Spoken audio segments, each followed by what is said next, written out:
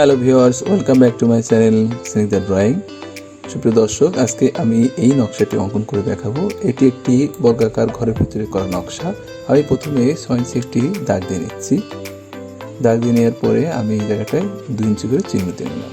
ঠিক একইভাবে এপাশেও 2 ইঞ্চি পরপর চিহ্ন দিয়ে দাগটা দিলাম।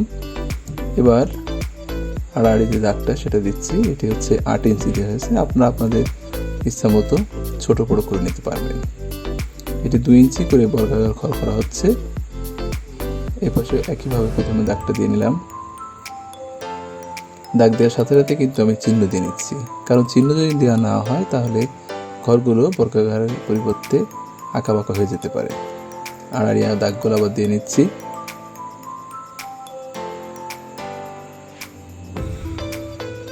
আড়াআড়ি দাগগুলো আমার দেওয়া হয়ে গেছে।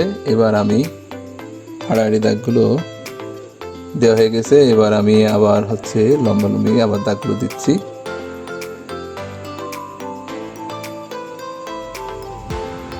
লম্বা দাগগুলোর পরে কোনাকুনি ঠিক একইভাবে দাগগুলো দিয়ে নিতে হবে।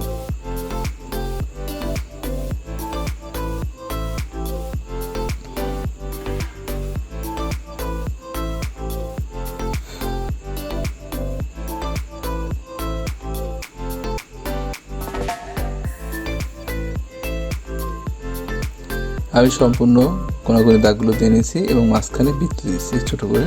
বৃত্তের ভিতরে যে ক্রস গুণগুলো ছিল সেগুলো কিন্তু মুছে ফেলতে হবে।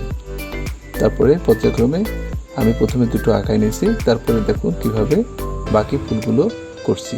এগুলো আপনারা ইচ্ছা মতো আপনাদের পছন্দ মতো বিভিন্ন সাইজে তৈরি করতে পারবেন। পুরোপুরি ভিডিওটা দেখলে কিভাবে নকশাটা অঙ্কন করেছি সেটা খুব সহজেই বোঝা যাবে।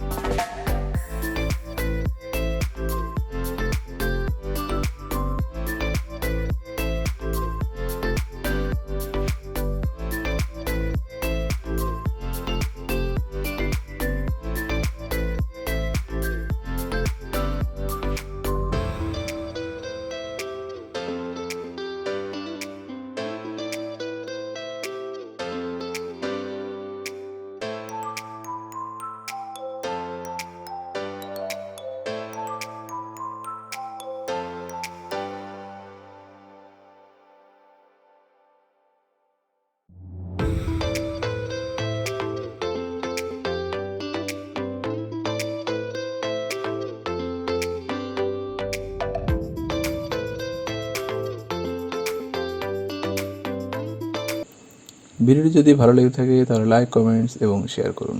ধন্যবাদ সবাইকে।